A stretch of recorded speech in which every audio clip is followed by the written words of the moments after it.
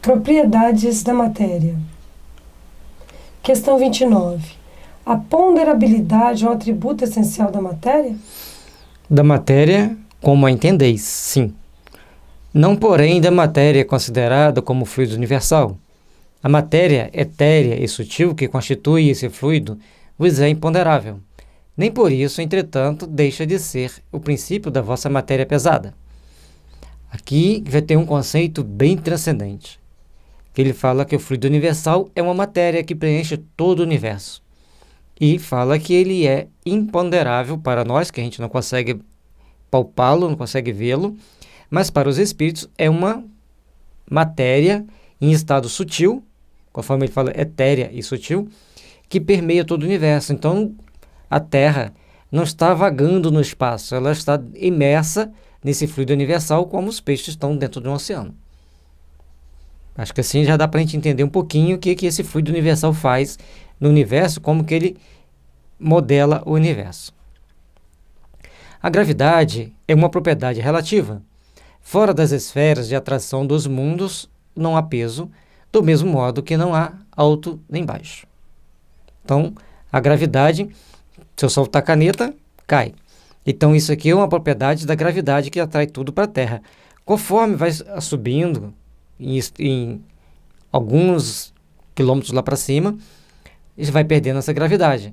Portanto, os satélites ficam orbitando em torno da Terra e não caem, exceto quando acontece algum incidente, algum contratempo, que eles começam a perder altitude e caem.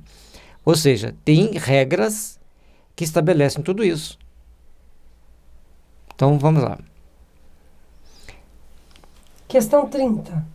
A matéria é formada de um só ou de muitos elementos? De um só elemento primitivo.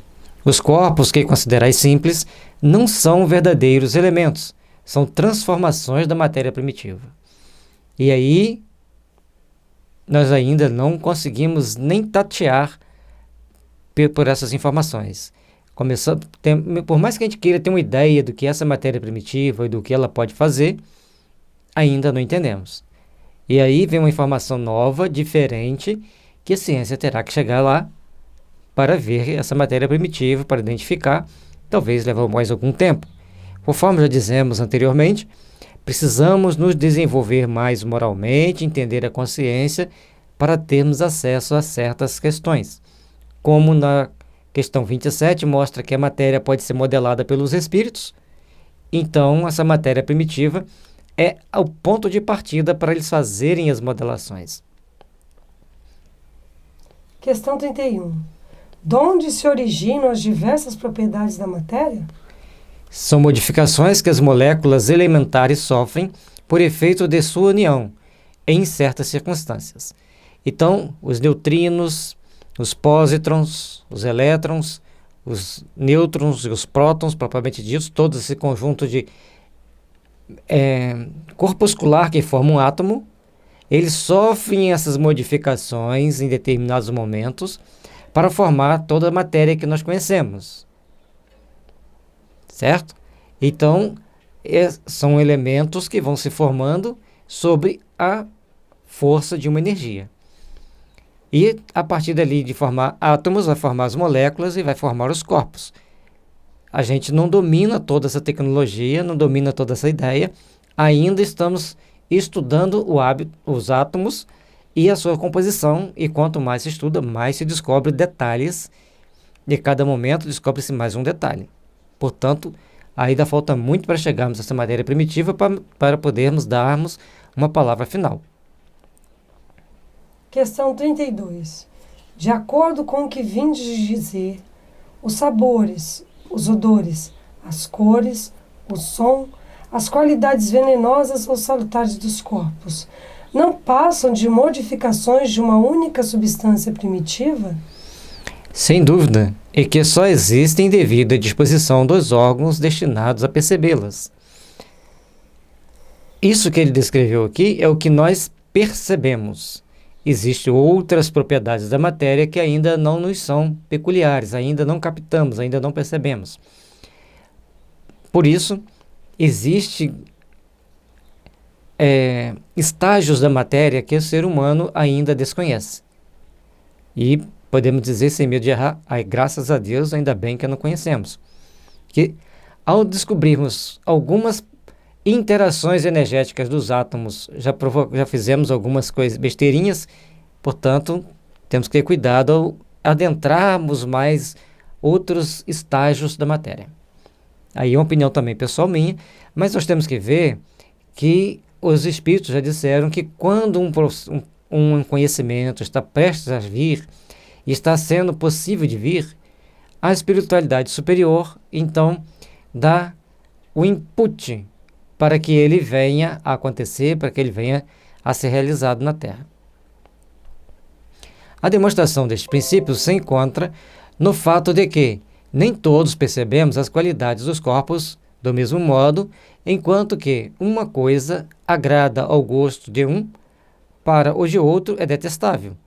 O que uns veem azul, outros veem vermelho. O que para uns é veneno, para outros é inofensivo ou salutar. Ou seja, as interações entre as substâncias e os seres humanos existem diferença. Então, as percepções também são diferentes. Nós vemos, ouvimos, sentimos, percebemos aquilo que está no nosso campo de possibilidades. Mas tem pessoas que não têm a mesma percepção que outras pessoas possuem. Por aí a gente vai vendo que tem algumas coisas diferentes que, mesmo a gente sabendo que são diferentes entre cada um de nós, às vezes a gente tem uma dificuldade de aceitar que existem coisas mais diferentes ainda quando se observa o universo. Questão 33. A mesma matéria elementar é suscetível de experimentar todas as modificações e de adquirir todas as propriedades? Sim, e é isso o que se deve entender quando dizemos que tudo está em tudo. Esse é um cuidado que nós temos que ter, porque a gente não entende isso aqui, graças a Deus, por enquanto, como dissemos anteriormente. Mas essa matéria primitiva é que vai formar e vai gerar, vai criar as condições para existir o que nós temos aqui no mundo material. Então, a partir de interações psíquicas, porque uma energia psíquica muito forte vai condensar essas matérias elementares para formar o que nós temos hoje. Este princípio explica o fenômeno conhecido de todos os magnetizadores e que consiste em dar-se, pela ação da vontade, a uma substância qualquer, a água, por exemplo, propriedades muito diversas, um gosto determinado e até qualidades ativas de outras substâncias. Os bons magnetizadores, ao impor a mão sobre um copo d'água, eles podem modificar as suas propriedades. Desde que não há mais de um elemento primitivo e que as propriedades dos diferentes corpos são apenas modificações desse elemento, o que se segue é que a mais inofensiva substância tem o mesmo princípio que a mais deletéria. Então, o princípio geral das substâncias é um. As modificações desse princípio elementar é que vai chegar a substância diferente. Então, se nós temos ouro, ferro, arsênico e tantas outras substâncias, elementos químicos, eles partiram do mesmo princípio e a agregação das subpartículas, criando as partículas, criando os átomos diferentes sobre a força de uma energia poderosa que consegue fazer essas agregações, e a energia que cria todo esse sistema são os espíritos. Assim, a água, que se compõe de uma parte de oxigênio e duas de hidrogênio, se torna corrosiva, duplicando-se a porção do oxigênio. Transformação análoga se pode produzir por meio da ação magnética dirigida pela vontade. Então, para a água se tornar corrosiva, podemos aplicar a vontade no processo de magnetização e aí a água se modifica, fica mais corrosiva, fica mais doce, fica mais ácida, segundo as predisposições das mentes que a impregnam. E aí vem o conceito de poluição psíquica, que mais para frente vamos fazer um vídeo falando só sobre isso. E já não estamos fora da doutrina falando em poluição psíquica, porque aqui a vontade mal dirigida, a mente mal direcionada vai gerar muitas toxinas por aí.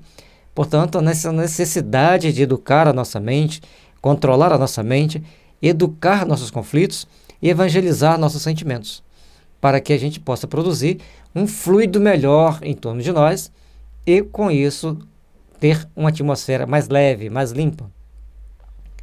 O oxigênio, o hidrogênio, o azoto, que é o nitrogênio, o carbono e todos os corpos que consideramos simples são meras modificações de uma substância primitiva. Na impossibilidade em que ainda nos achamos de remontar, a não ser pelo pensamento, a esta matéria primitiva, esses corpos são para nós verdadeiros elementos e podemos, sem maiores consequências, tê-los como tais até nova ordem. Então, esses átomos que já se conhecem como oxigênio, hidrogênio, o nitrogênio e tantos outros átomos puros, é para nós uma substância primitiva. Mas para os espíritos ela já é composta, já é secundária, terciária, já é derivada de alguma coisa para chegar àqueles átomos. Mas como disse o Kardec, aceitemos que elas são primitivas por agora. Não parece que essa teoria dá razão aos que não admitem na matéria senão duas propriedades essenciais, a força e o movimento, entendendo que todas as demais propriedades não passam de efeitos secundários que variam conforme a intensidade da força e a direção do movimento?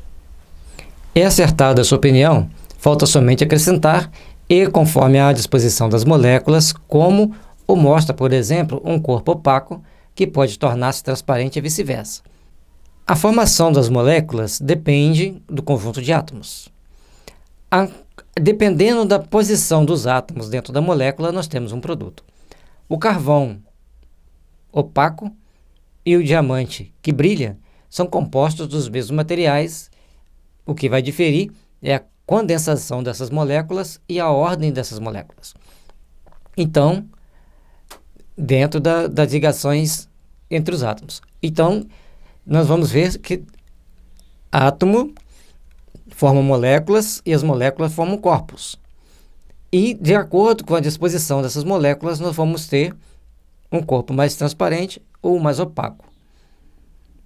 O que importa para a gente é entender que o movimento e a força de ligação entre elas tem efeito, mas ainda não é falar sobre isso a matéria primitiva. Questão 34. As moléculas têm forma determinada? Certamente as moléculas têm uma forma, porém, não sois capazes de apreciá-la. Nós só podemos ver as moléculas através do microscópio. Fora isso, a gente pode idealizá-las, entendê-las, mas vê-las só com o microscópio. Essa forma é constante ou variável? Constante a das moléculas elementares primitivas, variável a das moléculas secundárias, que mais não são do que aglomerações das primeiras, porque o que chamais molécula longe está da molécula elementar. Então, existe uma molécula elementar que é perceptível para os espíritos e não é para nós. E o que nós vemos aqui são as formações das moléculas de acordo com as disposições dos átomos, criando os corpos que a gente vê. As primitivas ou elementares, nós não temos nem noção. Podemos aqui entender por moléculas primitivas aquela dos compostos puros, de ouro, por exemplo, do oxigênio, mas na hora que elas misturam com a outra secundária, uma interpretação. Outra interpretação, molécula primitiva, aquela que existe no plano espiritual. E todas aquelas que nós podemos estudar aqui seriam moléculas secundárias. Campanha pelo culto do Evangelho no lar. Traga Jesus para dentro de seu lar. Estude o Evangelho em família.